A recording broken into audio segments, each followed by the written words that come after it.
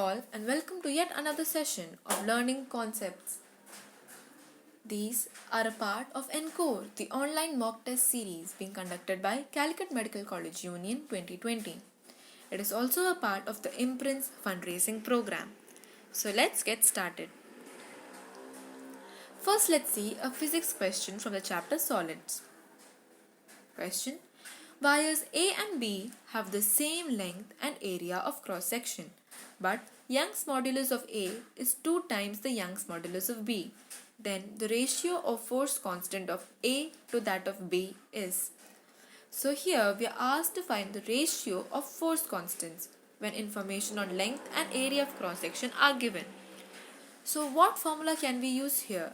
We'll use the relation K is equal to YA by L, where K is the force constant, Y is the Young's modulus, A is the area of cross section and L is the length. Since the area of cross section and length is same for both the materials, it will imply that K is proportional to Y.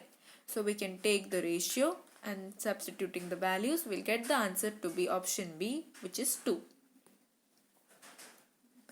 These are a few important topics of this chapter.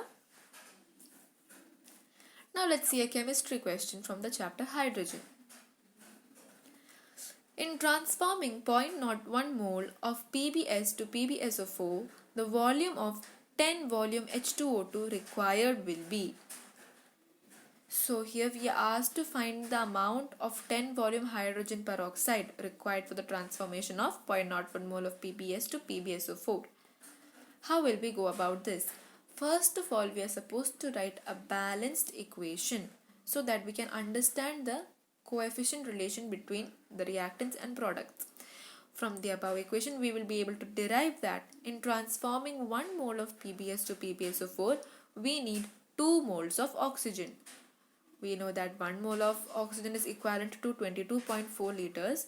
So 2 moles is same as 44.8 liters of oxygen.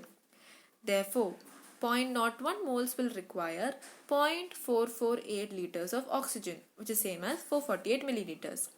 Now what is given is 10 volume H2O2, which implies that 1 ml of the solution will give 10 ml of oxygen. So we just need to find how many ml of the solution will give 448 ml of oxygen. That is equal to 44.8 ml hydrogen peroxide. I hope that's clear. These are the few important topics of this chapter. Now let's see a few biology questions from biomolecules.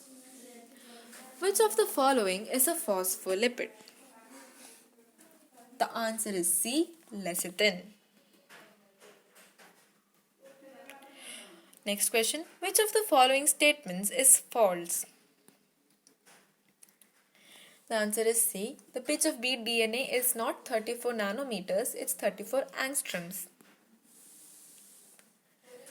The last question of this session. Total number of carbon atoms in arachidonic acid is?